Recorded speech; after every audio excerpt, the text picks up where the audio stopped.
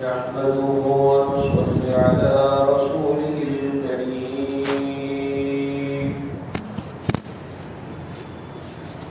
أما بعد فأعوذ بالله من الشيطان الرجيم بسم الله الرحمن الرحيم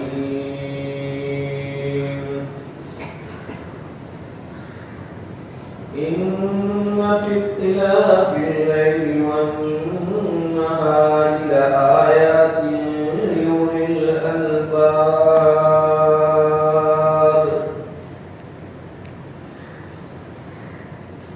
وقال رسول الله صلى الله عليه وسلم من تشبه بقوم فهو منهم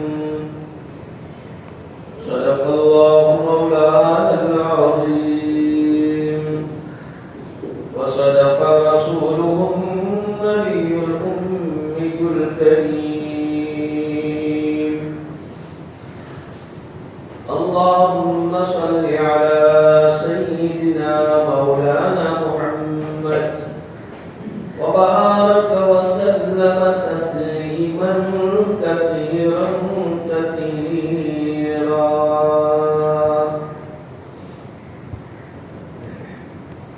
بزرگوں اور بھائیوں،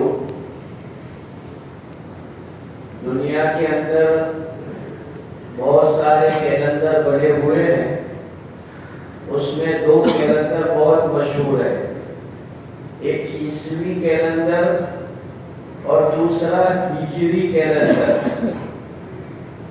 ہجری کیلنڈر کی ابتدا جو ہوتی ہے وہ محرم الحرام سے ہوتی ہے اور ذوالحجہ پر اس کا اختتام ہو جاتا ہے،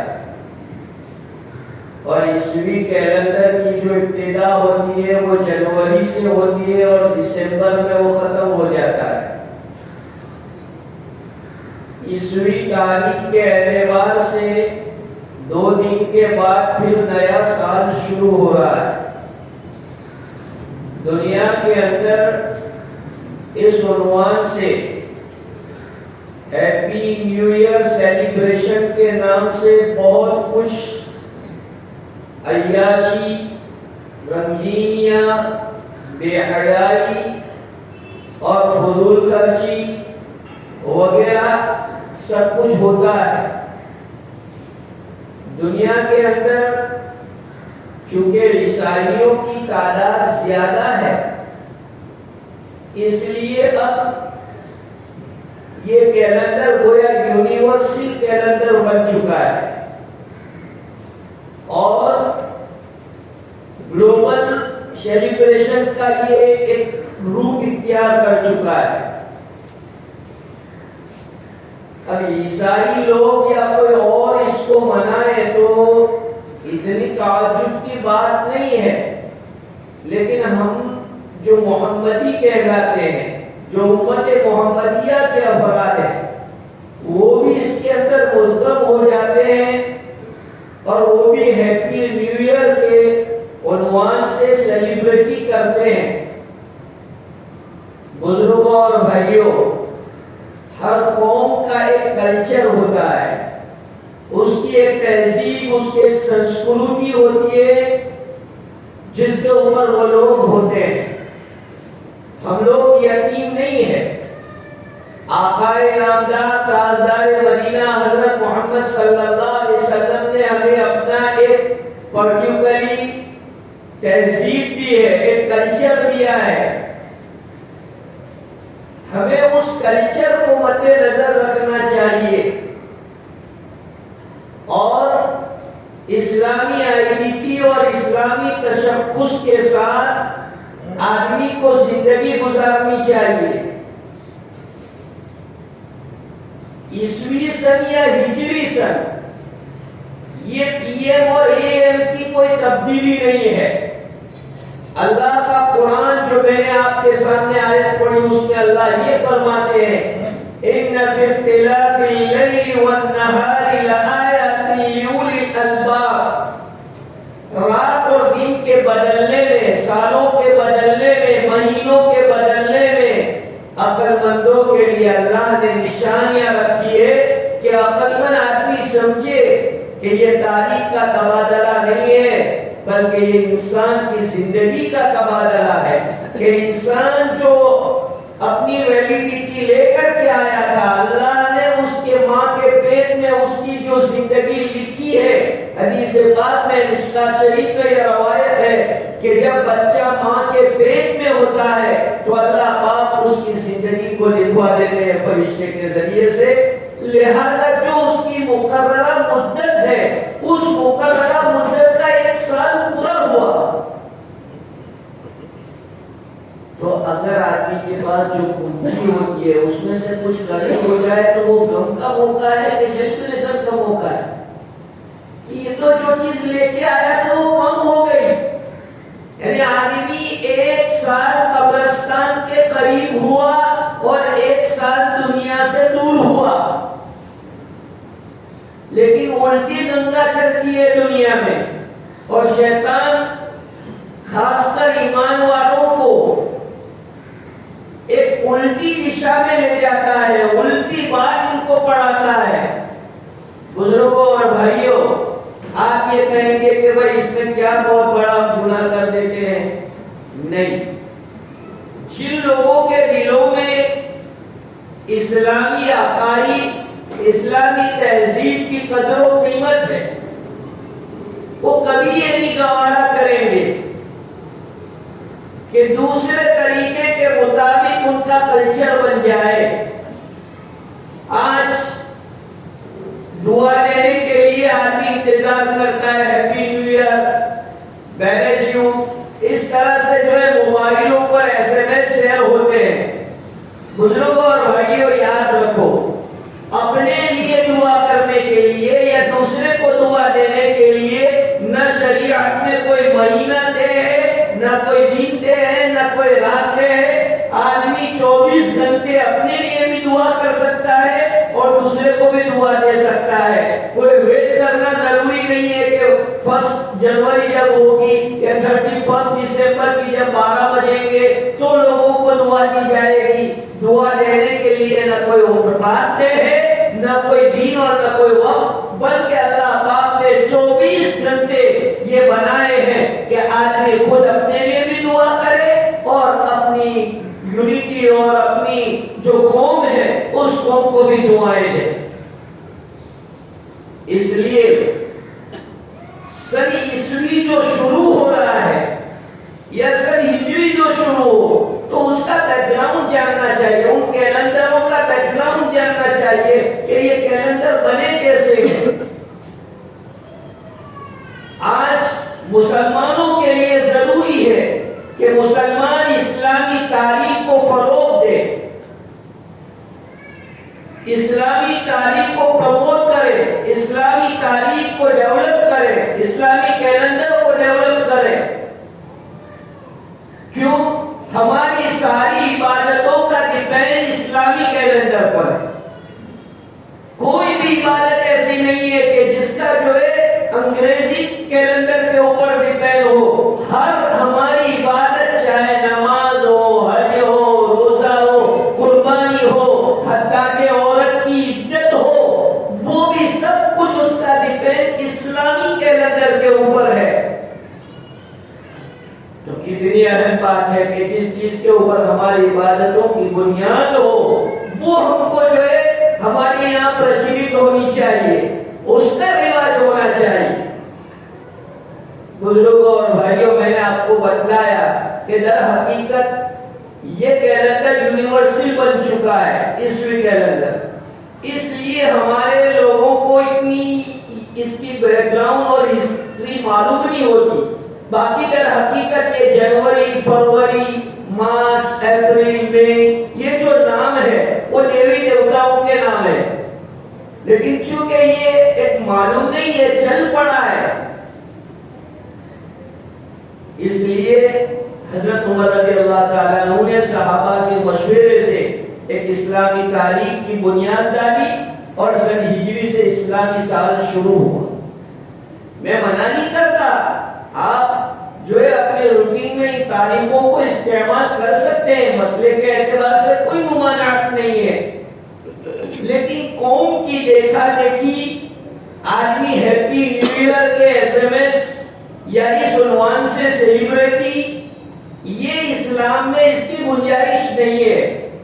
حضرت رسول پاک صلی اللہ علیہ وسلم نے ارشاد فرمایا من تشبہ بقوم فہو منہم، جو کسی قوم کے ساتھ مشابہت اختیار کرتا ہے تو اللہ پاک قیامت کے دن اس آدمی کو یا اس عورت کو اس قوم کے ساتھ اٹھائے گا جس قوم کا کلچر اسے بہت زیادہ پسند تھا، جس قوم کے کلچر کو وہ دل سے مانتا تھا کہ یہ کلچر تو یہ ہے۔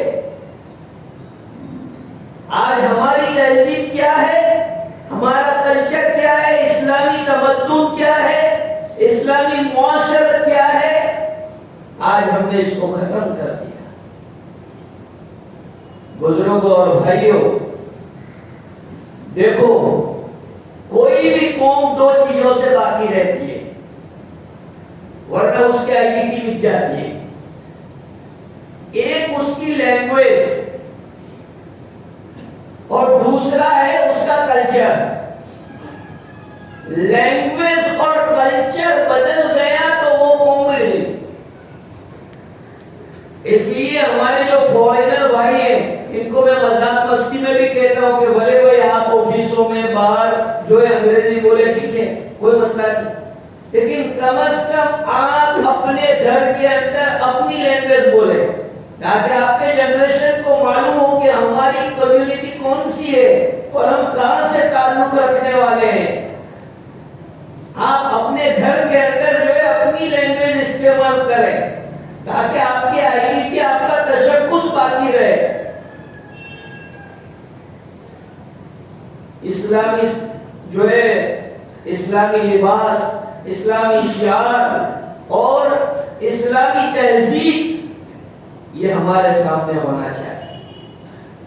بزرگوں اور بھائیوں، اس سے کوئی مطلب نہیں تھا دنیا میں سیلیبریٹیاں تو کوئی کم نہیں ہوتی، روزانہ ہوتی ہے۔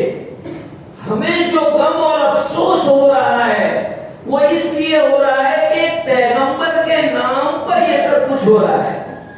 حضرت عیسیٰ علیہ السلام اللہ کے برگزیدہ بندے، ذرا ان کی لائف ہسٹری پڑھیں۔ عیسوی سن آتے ہوئے آدمی کو حضرت عیسیٰ کی لائف ہسٹری جاننی چاہیے کہ حضرت عیسیٰ کون تھے اور انہوں نے اپنی زندگی کیسی گزاری اور آنے کے بعد پھر کیسے گزاریں گے۔ حضرت عیسیٰ دوبارہ دنیا میں آئیں گے تو ان کے اندر کیا اسپیشلی تھی کہ اللہ پاک نے ان کو زندہ آسمانوں پر اٹھا لیا اور پھر قیامت سے پہلے دوبارہ جو ہے اس دنیا میں آئیں گے حضرت عیسیٰ علیہ السلام، اور پھر حضرت عیسیٰ علیہ السلام حضرت محمد صلی اللہ علیہ وسلم کے کلچر کے مطابق، آپ کی شریعت کے مطابق پوری زندگی گزار کر لوگوں کو بتائیں گے کہ دیکھو محمد صلی اللہ علیہ وسلم ہی آئیڈیل ہے سب کے لیے، میں بھی خود محمد صلی اللہ علیہ وسلم کو فالو کرتا ہوں، ان کی شریعت کو فالو کرتا ہوں۔ آپ اندازہ لگائیں ہماری شریعت کی قیمت کا کہ یہ کتنی قیمتی شریعت ہے کہ ایک پیغمبر وقت کا جو نبی تھا اس نبی کو بھی اس دنیا میں آنے کے بعد چارہ کار نہیں ہے کہ وہ محمد عربی کی شریعت کا فالو کرے۔ بہت بڑی بات ہے۔ تو اس لیے حضرت عیسیٰ علیہ السلام کی لائف کو پہچانا جائے کہ حضرت عیسیٰ علیہ السلام اس دنیا میں آئے، انہوں نے کیسی سادگی والی زندگی گزاری۔ تواریخ نگاروں نے لکھا ہے کہ حضرت عیسیٰ کا کوئی ذاتی مکان بھی نہیں تھا، ذاتی مکان بھی نہیں تھا ان کا، سادے کپڑوں میں جنگلوں میں گھومتے رہتے تھے۔ تو پیغمبروں کی ذات اللہ پاک قیامت تک کے لیے پبلک کے لیے آئیڈیل بناتی ہے کہ آپ ان کے نقش قدم پر چلو، یہ اللہ کے چنندہ بندے ہیں، اللہ کے منتخب بندے ہیں، اللہ نے ان بندوں کی چوائس کی ہے پبلک کے لیے۔ پیغمبر کون ہوتا ہے؟ پیغمبر اللہ کی چوائس ہوتی ہے۔ انسانوں میں سے ہی ہوتے ہیں، لیکن اللہ پاک ان کی چوائس کرتے ہیں اور ان کو پبلک کے لیے آئیڈیل بناتے ہیں، ان کی لائف کو آئیڈیل بناتے ہیں۔ بزرگوں اور بھائیوں، آج عیسائی کلچر، گلوبل کلچر پروموٹ ہو رہا ہے اور ہم کو اس کا احساس نہیں ہوتا کہ دوسرا کلچر کیا چیز رکھتا ہے اپنے اندر۔ حضرات صحابہ کرام رضی اللہ عنہم اجمعین کی حالت دیکھیے کہ وہ دوسری قوم کا کلچر اختیار کرنے کے لیے تیار نہیں ہوتے تھے، دنیا کے کسی علاقے میں چلے جائیں۔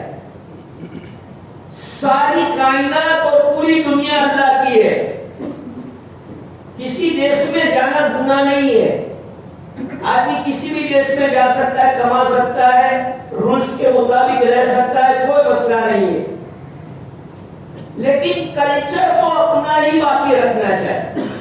آپ آسٹریلیا چلے جاؤ، کینیڈا چلے جاؤ، امریکہ چلے جاؤ، افریقہ چلے جاؤ، آپ دنیا کے کسی بھی خطے میں چلے جاؤ جہاں اللہ نے آپ کے بال بچوں کی روزی رکھی ہو، کوئی مسئلہ نہیں ہے۔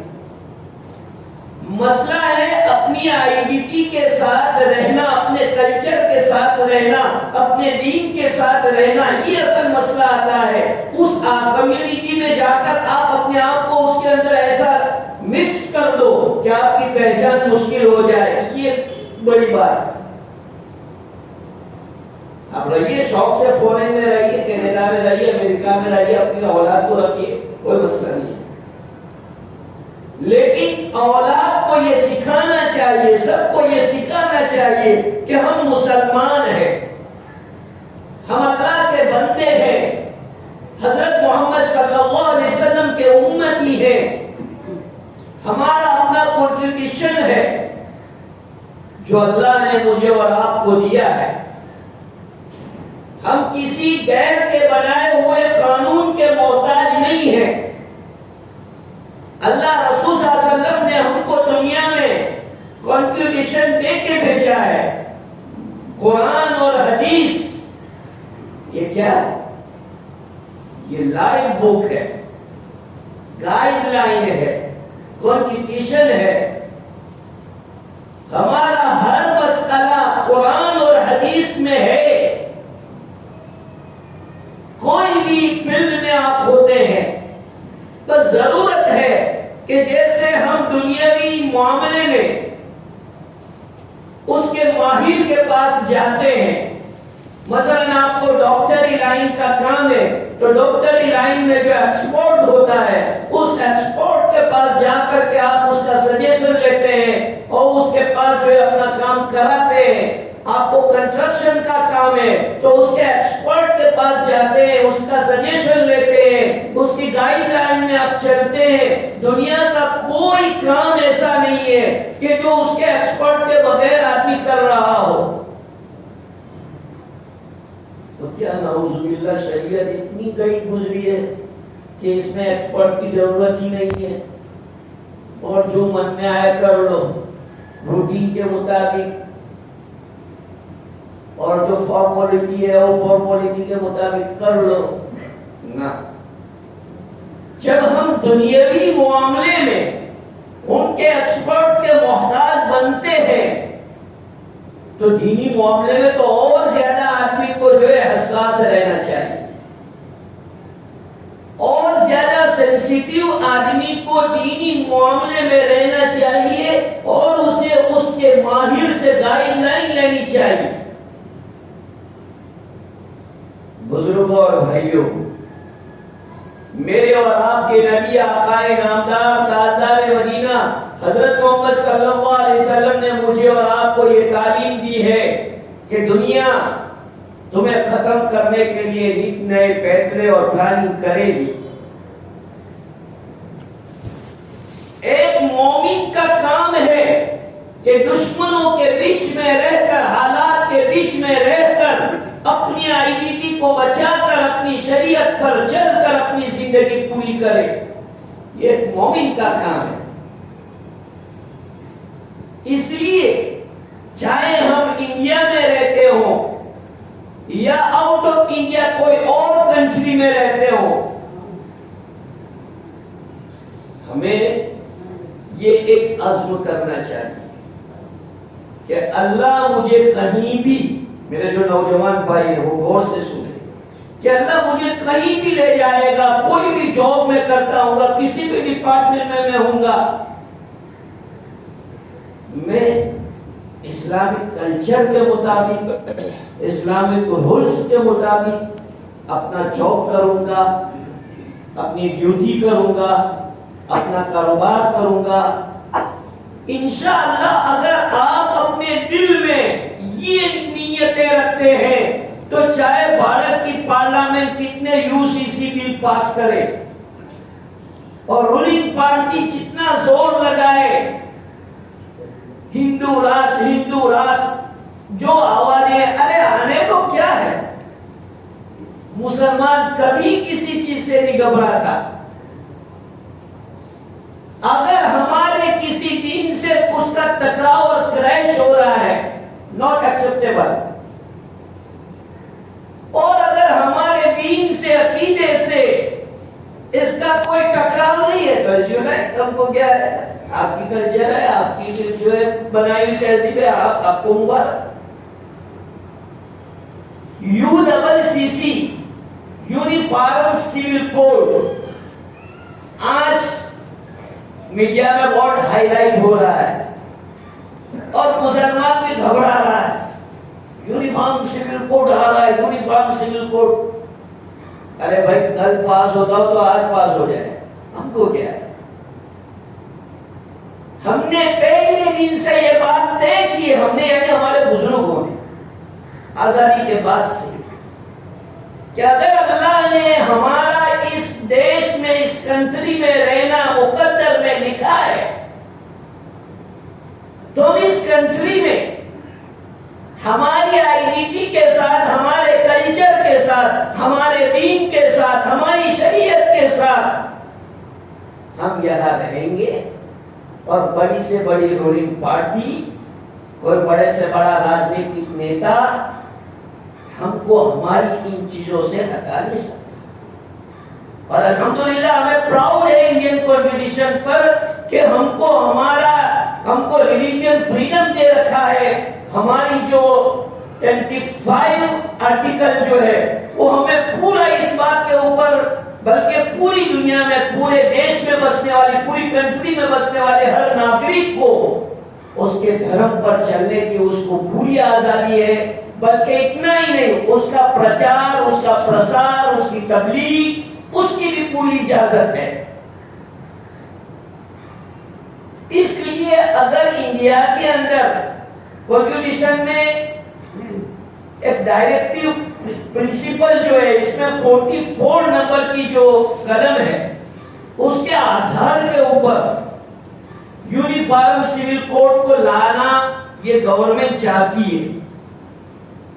بزرگوں اور بھائیوں، گورنمنٹ لائے کہ نہ لائے، گورنمنٹ چونکہ پارٹیاں جب الیکشن لڑتی ہے تو ان کے مینیفیسٹو ہوتی ہے اور ان کے کچھ ایجنڈے ہوتے ہیں، کچھ پوائنٹ ہوتے ہیں، اس ایجنڈے سے وہ پبلک سے ووٹ حاصل کرتی ہے، اور جب وہ حکومت کی کرسی پر بیٹھتے ہیں تو وہ جو ایجنڈے ہوتے ہیں وہ ایجنڈوں کو کمپلیٹ کرنا پڑتا ہے۔ ان کو مینیفیسٹو کے اندر جن چیزوں کو انہوں نے ہائی لائٹ کیا ہوتا ہے، اس کو ان کو قوم کو بتانا پڑتا ہے کہ جس بیس کے اوپر ہم نے الیکشن کیا تھا وہ اب 1 by 1 پورے ہو رہے ہیں، تو وہ تو گورنمنٹ کرنے والی ہے۔ کوئی بھی گورنمنٹ آئے گی، اس نے جو پبلک سے وعدے کیے ہیں وہ تو پورے ہونے والے ہیں۔ بزرگوں اور بھائیوں، مسئلہ میرا اور آپ کا ہے کہ کوئی میرے گھر میں آ کے مجھ سے زبردستی سوریہ نمسکار نہیں کرا سکتا، کوئی میرے گھر میں آ کے زبردستی مجھ سے یوگا نہیں کرا سکتا۔